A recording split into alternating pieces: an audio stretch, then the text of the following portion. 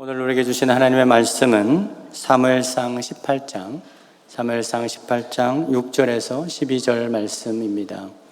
무리가 돌아올 때에 곧 다윗이 블레셋 사람을 죽이고 돌아올 때에 여인들이 이스라엘 모든 성읍에서 나와서 노래하며 춤추며 소고와 경쇠를 가지고 왕 사울을 환영하는데 여인들이 뛰놀며 노래하여 이르되 사울이 죽인 자는 천천히요 다윗은 만만히로다 한지라. 사울이 그 말에 불쾌하여 심히 노하여 이르되 다윗에게는 만만을 돌리고 내게는 천천만 돌리니 그가 더 얻을 것이 나라 말고 무엇이냐 하고 그날 후로 사울이 다윗을 주목하였더라. 그 이튿날 하나님께서 부리시는 악령이 사울에게 힘있게 내림에 그가 집 안에서 정신없이 떠들어대므로 다윗이 평일과 같이 손으로 수금을 타는데 그때에 사울의 손에 창이 있는지라. 그가 스스로 이르기를 내가 다윗을 벽에 박으리라 하고 사울이 그 창을 던졌으나 다윗이 그의 앞에서 2번 피하였더라. 다 같이 보겠습니다. 여호와께서 사울을 떠나 다윗과 함께 계심으로 사울이 그를 두려워한지라. 아멘.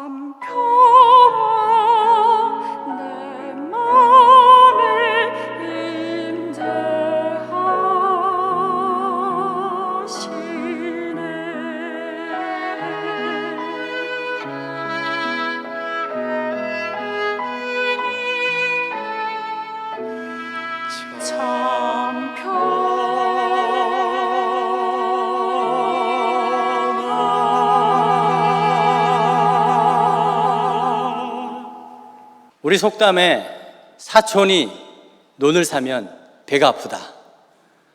이번 명절에 또 모여가지고 얼마나 배가 아플지 모르겠습니다. 누가 논을 샀대, 아파트를 샀는데 집값이 올랐대, 또 누가 자녀는 이번에 뭐 잘 됐대, 이런 걸 보면서 우리는 배가 아프죠. 심리학에서는 이걸 보고 신체화합니다 라고 말합니다. somatization, som이라고 하는 것이 body, 몸이라는 뜻인데요, 그 어근입니다. 그래서 우리의 감정이, 우리의 어떤 외부적인 어떤 자극이 우리의 몸의 반응으로 나타난다라고 하는 것이죠. 그래서 의학적으로는 이 장 속에 1억 개의 신경세포가 존재한대요. 그래서 심리적 갈등이 있을 때 위장이 이렇게 통증을 유발한답니다. 그래서 미국의 컬럼비아 대학의 신경생리학자인 마이클 거쇼온이 이 장을 제2의 뇌다라고 이렇게 이야기를 했습니다. 사촌이 논을 사면 뇌로부터 어떤 명령을 받기 전에 배가 먼저, 많은 신경들이 있으니까 먼저 반응을 한다는 거예요. 이 장에서 곧바로 아드레날린이라든지 코르티솔과 같은 그런 불안과 긴장을 일으키는 호르몬 분비가 증폭이 된답니다. 그래서 배가 아프다는 거예요. 의학적으로 밝혀진 겁니다. 사촌이 논을 살 때 배가 아픈 것이 의학적으로 이렇게 밝혀진 거죠. 그래서 연세대 학교에 이 박광균 교수님의 글을 보니까 사촌이 논을 사도 배가 아프지 않으려면 프로바이오틱스를 먹어라 라고 요즘 많이 하더라고요. 그래서 저도 오늘 아침에 프로바이오틱스를 먹었습니다. 왜냐하면 주변에 잘 되는 교회를 보니까 막 배가 아픈 거야. 그래서 매일 요즘 이제 오늘부터 이 프로바이오틱스를 먹기 시작했습니다. 감사하죠. 그 배가 좀 덜 아프네요. 여러분, 사촌이 논을 사면 배가 아픈 증상, 이것은 시기심일까요? 질투일까요? 시기와 질투는 뭐 흔히 같이 쓰는데요, 동의어처럼 사용되지만 그 의미의 차이가 있습니다. 그래서 아리스토텔레스 철학자가 이렇게 말했습니다. 질투라고 하는 것은 남이 가진 좋은 것을 내가 가지지 못한 것에 대한 불편한 마음이라고 본다면, 시기라고 하는 것은 자기가 갖지 못한 좋은 것을 남이 가진 것을 보면서 분노하는 것을 시기라고 하죠. 이거죠. 왜 저 사람에게는 있는데 나에게는 없지라고 하는 것이 질투. 근데 나에게는 없는데 저 인간은 가지고 있지라고 하는 것이 시기. 이 같아 보이는데요, 뭐가 다르냐면 초점이 다릅니다. 질투는 나에게 초점이 있어요. 왜 나에게는 없을까? 시기는 상대방에게 초점이 있습니다. 그래서 초점이 다르기 때문에 증상도 다르죠.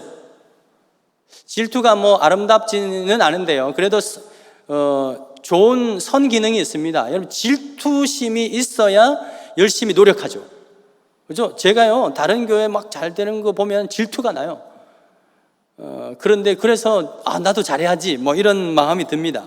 질투심이 없고 막 이렇게 선하기만 하면요, 옆에서 보면 좀 답답할 때도 있어요. 그래서요, 이 질투심이 유발을 하면요, 아이들이 질투심이 좀 있어야 공부도 잘해요. 쟤는 왜 공부 잘하지? 나도 잘할 수 있어. 이게 이제 공부를 잘하게 하죠. 저 사람은 왜 저렇게 예뻐? 지만 예쁘나? 나도 예쁠 수 있어. 애가 옷 사고 뭐 화장하고 뭐 이렇게 고치죠. 뭐 그렇게 그런 선한 영향력도 있습니다. 그래서 이 질투라고 하는 것은요, 그것은요, 이 열정의 촉매제죠. 그 영어에서는요, 같아요. 질투, zealous나 열정, zeal이라고 하는 거가 같은 단어로 쓰고 있죠. 자, 그런데 반면에 이 시기라고 하는 것은요, 질투에서 좀 더 심해집니다.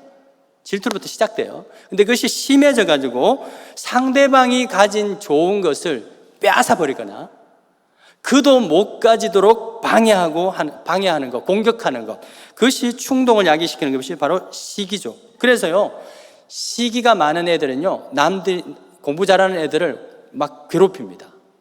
그래가지고요, 또 그 아이가 보고 있는 책을 막 훔쳐간다든지 그렇게 하죠.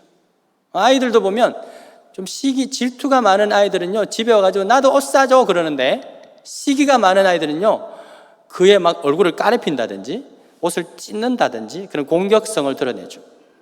이게요, 한 끗 차이인데 굉장히 큰 차이입니다. 자, 성경에 보면 가인이 동생 아벨을 죽였죠. 이게 질투예요, 시기예요? 시기죠. 공격을 했잖아요. 요셉의 형들, 시기입니까? 질투입니까? 질투로부터 시작했어요. 근데 나중에 시기심을 통해서 그를 팔아버리죠.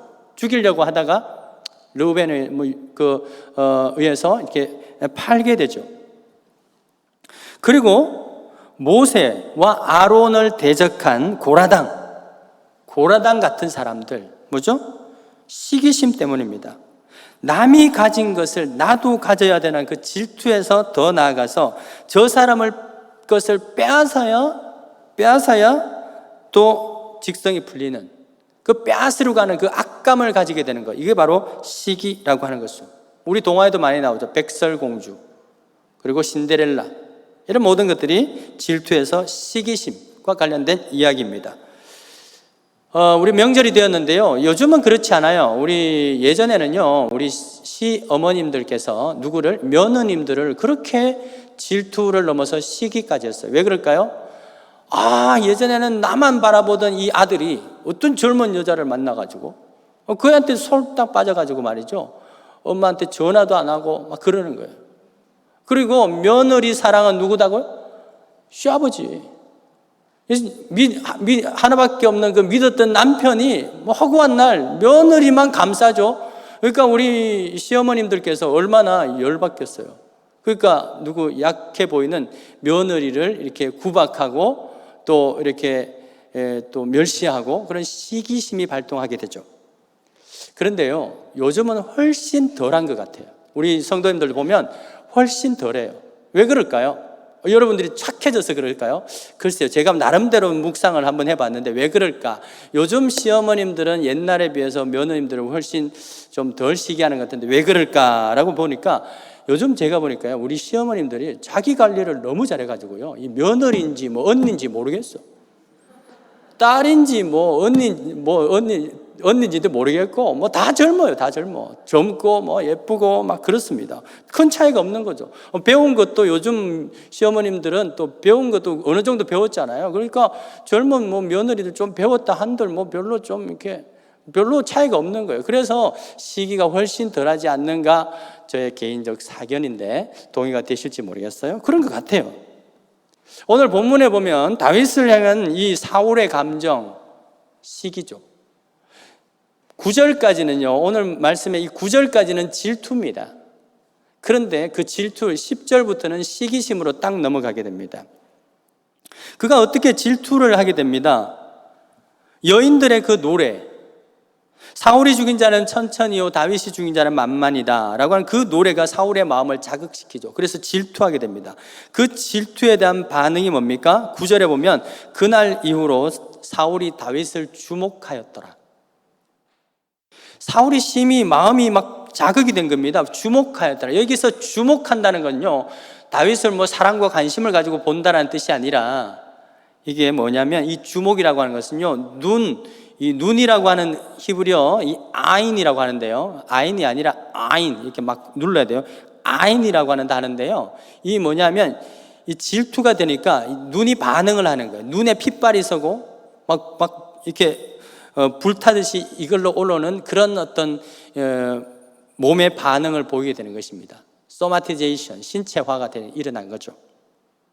그런 이후에 이 질투에서 조금 더 나아가서 어떻게 됩니까? 10절에 보면 드디어 이제 시기하는 모습들이 보이는데요, 집안에서 정신없이 떠들어댔다라고 말합니다.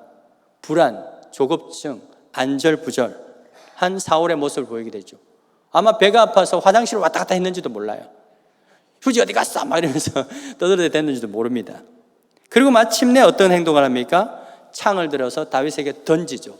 이게 바로 질투에서 시기로 넘어갔을 때 공격성으로 드러나고 있는 이 사울의 모습을 보게 됩니다. 그래서 이 시기라고 하는 것은 감정을 통제하지 못합니다. 충동적인 행동을 하게 되죠. 왜 그렇습니까? 온 정신이 누구에게, 그 사람에게만 쏠려 있기 때문에, 그 사람을 무너뜨리지 않고는 배기지 못하기 때문에 일어나는 몸의 현상이죠. 그래서 단테의 신곡이라고 하는 그 글에 보면, 책에 보면 거기에 지옥의 모습들이 나오지 않습니까? 거기 보면 많은 그 죄 지은 자들의 자기 고백이 나오는데, 그 중에서 시기, 죄로 인해서 온 사람이 이렇게 고백합니다. 나는 내가 지닌 행복을 즐기기보다 다른 사람이 비통해야 하는 것을 더 즐겼지요 라고 한 거죠. 자, 그렇다면 오늘 우리가 이 시기심은 무엇으로부터 시작되는지 그 원인을 알아야 또 해결이 되지 않겠습니까? 10절 말씀 보십시다. 10절 말씀 보면 사울에게 악령이 힘있게 내리매라고 되어 있습니다. 질투는요, 좀 감정적이라고 본다면 거기서 더 나아가서 시기심으로 가는 건 뭐요? 영적인 문제다라고 하는 거죠. 악령이 심히 내게 되었다. 왜 그렇습니까? 이 시기라고 하는 것이 누구의 속성? 사탄의 속성이죠. 교만한 이 사탄의 성품이 바로 시기. 그래서 하나님의 자리를 넘보고 그랬던 것이죠. 자, 그러므로 이 시기심은 우리에게 어떤 결과를, 어떤 증상을 초래하느냐, 이것도 굉장히 중요합니다. 이 증상을 보면서 내가 이런 죄의 병에 걸렸구나라고 하는 것을 알 수 있겠죠. 첫 번째, 시기심은 어떤 결과냐? 하나님의 능력이 소멸됩니다. 과거에는 참 거룩의 능력이 있었는데 없어졌다? 그럼 뭔가 검진을 해볼 필요가 있는 것입니다. 사울을 보십시오. 사울, 하나님의 능력이, 원래 능력이 많았죠. 훤칠하고 잘생겼죠. 키 크죠. 겸손하기까지 한 1순위 사위감, 이 사울이었어요.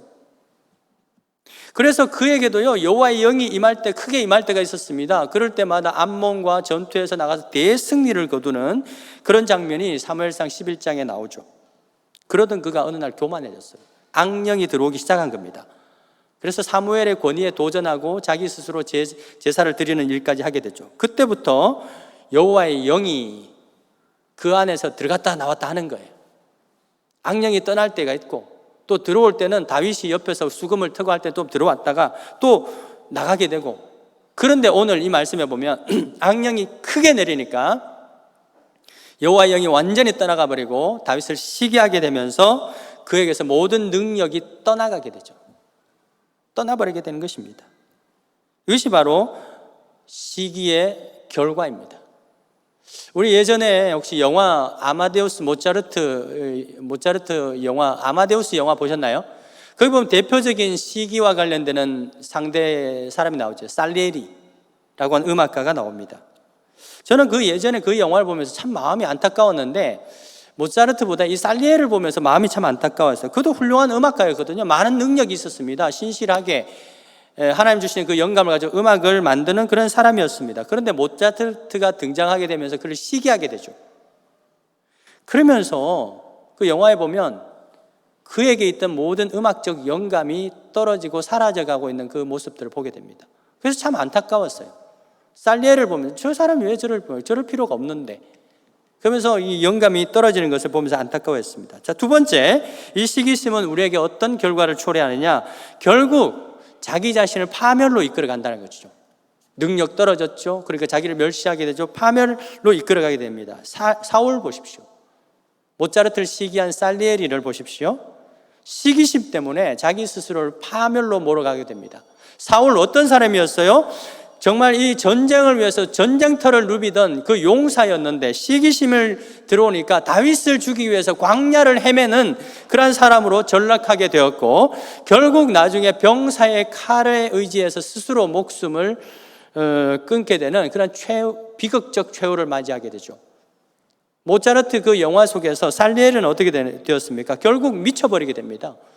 미치고 예전에 믿었던 그 하나님을 저주하게 되는 그런 장면을 보게 되죠. 이처럼 시기는 자기 자신을 파멸로 이끌어 몰아가게 됩니다. 그렇기 때문에 이 시기심이라고 하는 것은요, 사탄이 우리를 파멸시키기 위해서 부추기는 그런 악한 감정이다 라고 하는 것을 우리는 꼭 기억할 필요가 있습니다. 유대인들 사이에서 민담으로 내려오는 아주 엽기적인 또 섬뜩한 이야기가 하나 있습니다. 두 사람이 이제 여행을 하게 되었는데, 한 사람은 시기심 많은 사람이고 한 사람은 욕심이 많은 사람입니다. 비슷한데 달라요. 자, 두 사람이 함께 길을 가다가 천사를 만나게 됩니다. 그 천사가 느닷없이 나와서 이렇게 말합니다. 내가 당신들의 소원을 들어줄게. 누구든지 먼저 나에게 소원을 말하면 그 소원을 들어주겠다. 그리고 옆에 있는 친구에게는 너의 소원의 2배를 주겠다라고 말했습니다. 여러분, 예를 들어서 내가 두 사람이 같이 가다가 1억 주세요. 그러면 나한테 1억을 주고 옆에 아무 말도 안 하는 친구에는 2억을 줍니다. 그럴 때 여러분들은 어떻게 하시겠습니까? 1억 주세요. 먼저 말하실 분 손 들어 보십시오. 예, 맞네요. 예. 제가 볼 때는 여러분들은 다 먼저 1억 주세요 라고 말할 것 같습니다. 왜냐하면 옆에 2억을 받은 친구가 나중에 5천만 원을 나한테 줄 거라고 믿고 확신하기 때문에. 우리 그 정도 신뢰관계는 되죠. 내 1억 받고 이 사람이 2억 받고 나중에 5천만 원 나한테 주고 뭐. 그래 안 합니까? 그래 하잖아요. 그런데 이 두 사람은 어떤 사람? 한 사람은 욕심이 많아요. 한 사람은 뭐가 많아? 시기심이 많은 사람이니까 절대로 그렇게 안 하죠. 욕심이 많은 사람은요, 내가 더 많이 받기를 원하고, 시기심이 많은 사람은 저 사람이 더 많이 받는 걸 싫어합니다. 그래서 먼저 말을 안 해요. 자, 그렇게 한참 있는데 천사가 이제 뭐 소원 없어? 그러면 간다. 그러니까 그때 시기심 많은 친구가 먼저 말합니다. 천사님, 저한테 소원이 있어요. 뭐냐? 저의 한쪽 눈을 빼주세요. 자, 내 한쪽 눈 빼면 이 친구는 몇 쪽 눈? 두 쪽 눈 빼주는 거죠. 이게 무슨 말입니까? 이 시기심 많은 사람은 친구가 자기보다 많은 것을 갖게 되는 그 꼴을 보는 것보다 차라리 내가 한쪽 눈을 잃더라도 저 사람이 더 심한 피해를 입는 것을 더 즐겨한다는 거죠. 이게 뭡니까? 아주 엽기적인 이야기입니다만은 남을 파멸시키기 위해서는 자기의 파멸까지도 기꺼이 감수하는 이 시기심의 파괴력에 대한 또 교훈을 주는 그런 이야기, 유대사회에서 내려오는 이야기라고 볼 수 있습니다. 잠언 14장 3절에 그래서 이 시기는 뼈를 마르게 한다 그러죠. 뼈를 마르게 한다. 누군가의 뼈를 썩게 한다고 합니다. 썩게 한다. 누군가의 시기가 있어요. 저 사람의 뼈를 마르게 해야지 라고 하다가 내 뼈가 썩게 된다라고 하는 것이죠. 자, 그렇다면 우리는 이 시기의 문제를 어떻게 그러면 해결할 수 있는가? 해결할 수 있을까? 첫 번째, 그 솔루션, 첫 번째는 공평하신 그 하나님을 우리가 신뢰하고 기억하는 것입니다. 우리 많은 그 뉴스 가운데서 묻지마 살인 나오잖아요. 묻지마 살인. 그 묻지마 살인범들의 그 항변을 들어보면 한결같습니다. 이 사회가 공평하지 않다는 거예요. 평등하지 않다는 거예요. 그래서 나는 이렇게 못 산다는 겁니다. 그래서 다 내가 이렇게 못 사는 이유가 저 부자들 탓이라는 겁니다. 그래서 부자들을 시기하고 또 그래서 고급 승용차가 있으면 불을 지르고 막 시끄럽기도 하고 더 심해지면 살인을 하고 또 길 가다가 뭐 예쁜 여자만 보면 싫은 거예요. 그래서 막 살인을 하고 연쇄 살인을 하고 그런 일들이 있는 것입니다. 공평하지 않다는 거예요. 이처럼 이 시기라고 하는 것은요, 세상이 공평하지 않다는 그 생각에서 비롯됩니다. 여러분, 이 생각은 뿌리가 어디에 있습니까? 교만에 있다고 그랬죠. 우리 첫 번째 시간에 교만이 모든 죄의 뿌리라고 말씀드렸어요. 이 교만에서 뿌리를 두고 있습니다. 자기가 얼마나 게으르고 노력하지 않았는가는 바라보고 반성하지 아니하고 사회 탓, 남 탓만 하는 거, 이게 교만이거든요. 그러므로 우리가 적어도 우리 그리스도인들이 시기하지 않기 위해서는 공평하신 하나님은 공평하시다라고 하는 그 하나님을 이해하고 그를 신뢰하는 것입니다. 하나님의 공평은 뭡니까? 그것은 결코 막시즘에 의한 사회주의적 평등을 말하는 것이 아닙니다. 열심히 일하는 자나 일하지 않는 자나 똑같이 나누어 먹는 것, 그것이 성경이 가르치는 공평이 아니죠. 물론 우리 주변에는 비자발적인 실직이라든지 또는 질병에 의해서 또 연약하여서 일할 수 없는 사람들을 돕고 섬기는 것, 이것은 또한 정의입니다. 성경적 정의입니다. 하지만 게을러서 일하지 아니하는 자에게까지 똑같이 나누어 주는 것은 공평도 아니고 공정도 아니고 평등도 아닙니다. 바울은 뭐라고 말했어요? 일하지 않는 자는 먹지도 마라 라고 말씀하셨죠. 이와 관련되는 공평과 관련된 평등과 관련되는 그 시비가 마태복음 25장의 달란트 비유에서 이 한 데나리온 달란트를 받은 그 종에 관한 이야기죠. 예수님께서 그를 왜 꾸짖었습니까? 한 달란트만 가지고 열심히 사업을 하다가 뭐 원금 손실을 해서 하는 예수님께서 주인이 꾸짖었습니까? 그렇지 않습니다. 만약 그랬다면 그 주인은 그를 위로하고 칭찬했을 겁니다. 아, 열심히 최선을 다했는데 이렇게 잃어버리고 실패했구나. 괜찮아. 내가 이번엔 2달란트 줄 테니까 한번 열심히 해봐 라고 말을 했겠죠. 그런데 이 1달란트 종은 다른 사람은 2개, 다른 사람은 5개, 공평하지 않다는 거예요. 주인이 공평하지 않다는 겁니다. 그 불만에 가득 차서 일하지 않은 거죠. 그래서 그는 아무것도 먹지 못하게 한 것입니다. 주인은 그 1달란트를 빼앗아서 5달란트에게 주면서 이렇게 말씀하죠. 마태복음 25장 29절, 무릇 있는 자는 받아서 풍족하게 되고 없는 자는 그 있는 것까지도 빼앗기리라 라 말씀하십니다. 마가복음 4장 25절도 비슷한 말씀이 있는데요, 있는 자는 받을 것이요 없는 자는 그 있는 것까지도 빼앗기리라 말씀하시죠. 여러분, 이것은요, 성경이 빈익빈 부익부를 조장하고 또 동의하는 그러한 내용이 아니죠. 하나님의 공정, 성경적 평등, 그 공정이 무엇이냐, 정의가 무엇이냐라고 하는 것입니다. 마태복음 25장 말씀은 이 말씀입니다. 열심히 노력한 사람은 지금 있는 것보다 더 풍족하게 되고, 앞에 약간의 설명이 필요합니다. 게을러서 지금 없는 자는 앞으로도 더 없어질 것이다 라고 하는 말이죠. 본문의 정황이 그렇습니다. 마가복음 4장 25절에 이 본문의 정황은 어떤 것이냐면, 나에게 있는 것을 가지고 있는 자는 더 받을 것이다 라고 하는 것은 뭐냐면, 나에게 있는 것을 가지고 가난한 사람의 마음을 헤아리고 형편을 헤아려서 나누어 주는 자는 더 받을 것이다. 당신의 그 헤아림을 통해서 하나님의 더 헤아림을 받을 것이다 라고 하는 그런 말씀이야. 본문의 정황이 그렇습니다. 이것이 성경적 공정이죠. 이것이 성경적 평등이죠. 그럼에도 불구하고 주님은 양적으로 많고 적음에 따라서 충성되냐 아니냐를 판단하지 않습니다. 또한 이것이 주님의 공정입니다. 공평입니다. 자, 주인 보십시다. 주인은 2달란트를 남긴 종이나 5달란트를 남긴 종이나 토시 하나 틀리지 않고 의도적으로 똑같이 칭찬을 하시는데요, 마태복음 25장 21절, 이건 2달란트에게 주는 칭찬의 말입니다. 23절에는 굳이 적지 않았어요. 왜? 똑같기 때문에. 이건 5달란트에게 주는 칭찬의 말입니다. 제가 원어를 살펴봤는데 정말 이 액센트 밑에 적혀 있는 그거 하나까지도 똑같습니다. 우리가요, 똑같은 말이라도 액센트가 다르면 뉘앙스가 다르잖아요. 그래서 헬라어에 보면 그 액센트가 다 있어요. 그런데 그 원어에는요, 그 액센트까지 똑같습니다. 이 저자가 그렇게 의도적으로 기록하죠. 왜요? 바로 이것이 성경적 공정이고 이것이 공평이기 때문에 그렇습니다. 하나님은 내가 얼마나 성실하고 충성되게 살았는가 하는 것을 보시지, 그로 인해서 얼마나 많은 양을 남겼는가를 가지고 따지시는 분이 아니죠. 오히려 원금을 손실했다 할지라도 내가 충성되게 최선을 다했다면 하나님께서는 그를 인정하신다는 거죠. 이것은 무엇입니까? 그러므로 여러분들이 만약에 최선을 다했음에도 불구하고 그 결과물이 옆에 있는 사람, 다른 사람에 비해서 아파트 사이즈가 작거나 수입이 작은 것에 대해서 우리가 시기하거나 원망하는 것은 어리석다는 것입니다. 왜?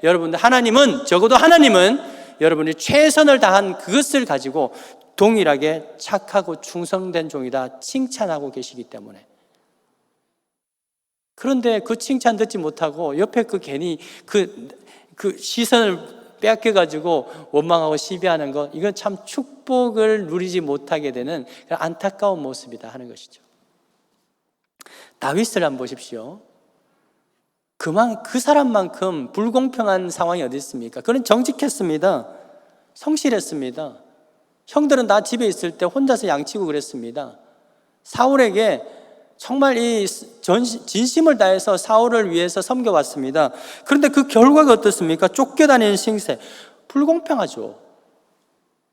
그럼에도 불구하고 그가 사람을 원망하거나 누구를 탓하지 아니하고 안 할 수 있었던 것은 무엇입니까? 여호와 하나님께서 나를 아신다라고 하는 그 믿음이 있었기 때문이죠. 그것을 고백하는 것이 시편 139편의 말씀입니다.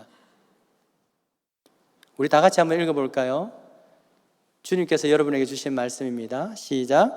주께서 내가 앉고 일어섬을 아시고 멀리서도 나의 생각을 밝히 아시오며 나의 모든 길과 내가 눕는 것을 살펴보셨으므로 나의 모든 행위를 익히 아시오니 여호와여 내 혀의 말을 알지 못하시는 것이 하나도 없으십니다.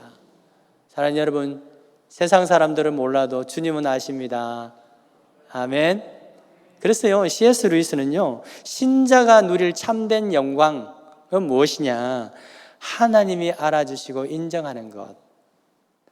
세상 사람들은 별로 인정 못 받아도 여러분, 주님은 여러분을 아시고 인정하는 줄 믿으시기 바랍니다. 그것이 우리 시기를 극복하는 길이에요. 두 번째, 우리가 시기를 극복하기 위해서는 우리의 시선을 바꾸실 필요가 있습니다. 시기가 뭐라는 거예요? 시기가 내가 아니라 남에게 시선을 두는 것 때문에 시기가 초점을 맞추는 것 때문에 시기가 일어난다고 말씀드렸죠. 그래서 그렇기 때문에 이것을 극복하기 위해서는요, 남이 아니라 하나님이 나에게 주신 것으로 시선을 바꾸는 것입니다. 누군가를 시기하게 되면 뭐가 안 보이냐면 하나님이 나에게 주신 것이 제대로 안 보입니다. 사울 왕을 보십시오. 말씀드렸잖아요. 얼마나 가진 게 많습니까? 훤칠하, 키도 크죠. 훤칠하죠. 사람 겸손하죠. 그런 사람이었습니다. 가진 것이 굉장히 많은 사람이에요. 집안도 좋죠. 그런 사람이죠. 그런데 다윗을 시기하게 되면서 자기가 하나님께서 나에게 주신 것을 보지 못하게 된 거죠. 모차르트를 시기한 살리엘이 얼마나 많은 재능이 있었습니까? 그런데 그걸 보지 못하게 된 거죠. 그러니까 미쳐버리는 거예요. 여러분, 우리의 시선을 돌려서 주님이 나에게 주신 것 바라보게 되기를 주 여러분 축원드립니다. 사촌이 논산 거 바라보면은 배 아프고 원망하고 화장실 왔다 갔다 하고 프로바이오틱스 먹어야 되고 막 그런데요. 여러분, 그렇게 인해서 우리 뼈가 녹잖아요. 뼈가 녹잖아요. 그렇게 되지 않기 위해서는요, 주님이 나에게 지금 주신 것 바라보고 감사와 찬양의 고백으로 전환되는 은혜가 있기를 주 여러분 축원드립니다. 우리 자녀들, 남의 자녀들 바라보면요, 안 돼요. 내 자녀, 주님, 내 자녀. 내 자녀에게 지금 주신 것이 뭔가? 아이고, 이 자식은 공부를 안 해도 정말 낙천적이네. 얼마나 좋은지 몰라요. 낙천적이 얼마나 좋습니까? 공부한다고 막 해서 막 신경이 해가지고 막 예민하면요, 그 병 걸리기 쉬워요. 그런 점에서 봤을 때, 여러분, 우리 자녀에게 주신 것, 그걸 바라보는 거예요. 하나님 나에게 주신 건 뭐냐? 그걸 바라보는 것이죠. 그럴 때 우리 시기를 극복할 수 있습니다. 마지막 세 번째, 그렇다면 반대로 내가 누군가를 시기하는 것이 아니라 남이 나를 시기할 때 우리는 어떻게 이것을 극복할 수 있는가? 이것도 굉장히 힘든 거거든요. 바울은 그럴수록 서로 사랑하라 말합니다. 따라합시다. 사랑하라. 왜 이런 말을 했을까요? 우리 사랑장으로 해당되는 알려지는 고린도전서 13장의 사랑장이잖아요.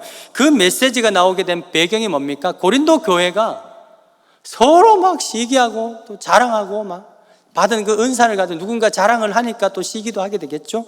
그러면서 분쟁을 일삼는 교회가 아니겠습니까? 바로 그 교회를 향해서 편지를 쓰는데 바울이 사랑이 뭔지 아냐? 사랑은 온유하고 시기하지 않으며 자랑하지 않고 교만하지 않는 거, 이게 바로 사랑이야 라고 하는 것을 가르쳐주고 있는 것입니다. 여러분, 우리가 누군가 나를 시기하는 사람을 사랑해야 되는 그 이유가 뭘까요? 그 이유, 그것은 뭐냐 하면 그 사람이 나를 시기하는 것이 나를 두려워하기 때문에 그렇습니다. 오늘 12절 말씀 보십시다. 오늘 본문 말씀 12절 보시면 사울은 이 여호와께서 다윗과 함께 계심으로 그를 두려워하였다. 그가 누굽니까? 다윗이죠. 그를 두려워하였다. 시기라고 하는 것은 뭐예요? 하나님이 함께하는 자를 두려워하는 악령, 그 마귀, 그 악령이 주는 마음이 바로 시기이죠. 그러므로 우리는요, 죄송한 말씀입니다만 그 악령에 사로잡혀서 나를 시기하는, 미워하는 사람이 있다면요, 어떻게 해야 될까요? 그를 도로 미워하는 것은 우리도 악령에 쓰이는 것이고요, 오히려 그를 사랑해야 되는 거죠. 그를 불쌍히 여기고 그를 위해서 기도하는 거죠. 오늘 이 다윗을 보면 그렇습니다. 창을 던지는 그를 위해서 오히려 수금을 틀면서 사울을 위해서 기도하는 그 장면을 보지 않습니까? 예수님은 어떤 분이었습니까? 당신을 시기하고 십자가에 매단 그 사람들을 위해서 기도합니다. 아버지여, 저들을 용서하여 주옵소서. 저들이 아무것도 알지 못하고 이렇게 하고 있습니다 라고 말씀하죠. 그 예수님께서 우리에게 무슨 말씀하십니까? 누가복음 6장 27절에 원수를 사랑하라, 너희를 미워하는 자를 선대하라, 너희를 저주하는 자, 왜 저주해요? 시기하니까, 미워하니까. 축복하라. 시기해서 너희를 모욕하는 자를 위해서 뭐 하라? 뭐 하라고요? 기도하라. 그 밑에 6장 38절에 이런 말씀을 주십니다. 주라. 뭘 줘요? 사랑을 주라. 그 사람의 마음을 헤아리고, 나를 시기하는 그 사람의 마음을 헤아리고 오히려 그 사람의 주라. 그리하면 너의 그 헤아림을 보고 하나님께서 더 후히 채워주시리라. 할렐루야. 여러분, 이것을 믿는 것이 바로 신앙이에요. 신앙생활 딴 거 있습니까? 예배하고 기도하고 헌금하고 봉사, 여 안에서 뭐 청소하고 이것가 신앙생활입니까? 아니에요. 바로 이 말씀을 믿는 거예요. 여러분, 우리가 그들에게 사랑을 줄 때 주께서 더 크게 후히 부어주시는 은혜가 있을 줄 믿습니다. 우리 자녀들이 다른 게 아닙니다. 열심히 공부하는 것도 중요한데요, 그것만 하고 있으면요, 아무리 1등을 해도, 여러분 죄송한 말입니다만은 서울대 다니는 분들이 질투 시기가 제일 많다 그래요. 하버드 사람들. 그만큼 올라도 또 경쟁이 있는 거예요. 자기가 가진 것이 얼마나 많은지 모르는 것이죠. 여러분, 그러나 적어도 우리 크리스찬들은 예수 그리스도 악령이 쫓아내고 그 안에 예수 그리스도의 영이 들어올 때 우리의 어떤 상황과 형편과 상관없이 비록 실패했다 할지라도 우리 가운데서는 감사와 찬양의 고백이 우리 송명희 시인과 같이 흘러나오게 될 줄 믿습니다. 다윗과 같이 이렇게 나올 줄 믿습니다. 우리 시간 기도하실 것은 하나님, 나의 시선이 변화되게 하여 주옵소서. 남의 자녀 보지 아니하고 내 자녀에게 주신 하나님이 주신 그 달란트를 보게 하시옵소서. 나에게 주신 하나님의 그 은혜에 초점을 맞추게 하옵소서. 내 시선이 변화되게 하여 주옵소서. 위에서 기도하시고 또 교회를 시기하고 기독교를 시기하고 우리 교인들을 시기하고 여러분 자신을 시기하는 우리 세상 사람들이 있다면 그들이 우리를 두려워하기 때문이다 라고 하는 것을 우리가 알고 그를 위해서 더 기도하고 중보하며 축복하는 교회, 축복하는 성도, 능력 있는 성도, 그래서 예수의 영으로 충만하여서 능력 있는 성도의 삶을 살아가는 우리 교회가 될 수 있도록 위에서 한 목소리로 간절히 우리 자녀를 위해서, 교회를 위해서, 여러분 개인을 위해서 기도하십시다. 하나님 아버지여, 우리에게 주님께서 주신 크신 은혜가 있습니다. 주님이 주신 놀라운 아버지의 그 사랑의 능력을 아버지 힘입없음에도 불구하고 그새 아버지는 알지 못하고 사탄이 우리를 파탄시키기 위해서 우리의 시선을 왜곡시킴으로 말미암아 우리가 주님 주신 은혜를 보지 못하고 그 시선을 받고 다른 것을 보면서 시기 질투하며 욕심을 내며 탐욕을 내었던 이 교만한 마음들을 주여 이 시간에 깨끗이 치료하여 주시고 모든 악한 마음들이 이 시간에 떠나가게 해주시고 우리의 모든 심령 가운데 예수 그리스도의 영으로 충만케 하여 주셔서 하나님 아버지 모든 사람들을 사랑하며 섬기며 그들의 마음을 헤아려 줄 수 있는 긍휼의 마음, 아버지 예수님의 마음을 저렇게 회복시켜 주시옵소서. 또한 아버지 누군가를 시기하는 그 마음이 있거든 그 마음과 악령이 사라지게 해주시고 온전히 예수의 능력으로 충만케 하여 주시옵소서. 하나님 감사합니다. 우리에게 주신 것이 이렇게 많은데 부족하다고, 다른 사람에 비교해서 부족하다고 생각하여서 질투하고 시기했던 우리의 교만함들을 주여 이 시간에 치료해 주시고 그것을 자극하는 악한 영의 세력들 예수 이름으로 떠나갈지어다. 예수 이름으로 떠나갈지어다. 예수 이름으로 떠나갈지어다. 오직 예수의 영으로만 충만케 하여 주시옵소서. 모든 사람을 사랑하고 자신을 십자가에 못 박기까지 시기하고 질투한 그 사람들까지도 사랑하며 용서하며 오히려 그들을 위해서 기도해 주신 그 예수의 영으로 충만케 하여 주시옵소서. 이 시간에 세상의 물질로 양으로 비교해 봤을 때는 누구보다도 적지만 그럼에도 불구하고 하나님이 주신 것에 그 은혜에 초점을 맞추며 그 은혜의 감사의 고백을 올려드리며 드리는 예물들, 그 손길들 위해 하나님의 은혜와 축복이 더 충만하게 해주시고 또 이것을 통하여서 수많은 사람을 살려내는 그런 헤아림의 마음으로 드리는 이 손길들, 그 헤아림을 헤아려 주셔서 차고 넘치는 그 은혜가 있기를 소망하며 모든 말씀 예수 그리스도의 이름으로 기도드립니다. 아멘.